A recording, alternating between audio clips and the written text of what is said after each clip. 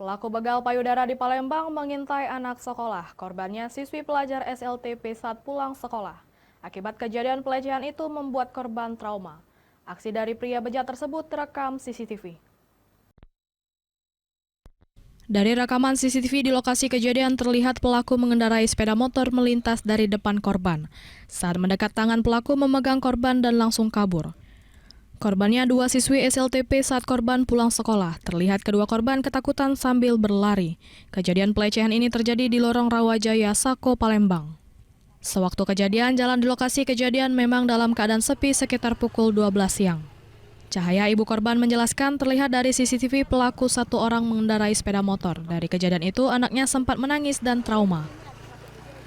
Pelakunya orang satu, anaknya orang dua, tapi yang dipegang anak saya. Satu coba. Iya. Kalau dari CCTV seperti apa kejadiannya?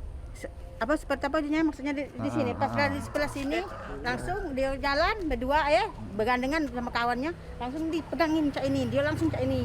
Rebut. Iya. Walaupun belum dilaporkan ke pihak yang berwajib, ibu korban berharap pelaku dapat tertangkap agar tidak terulang kejadian serupa. Dari Palembang, Firdaus, iNews melaporkan.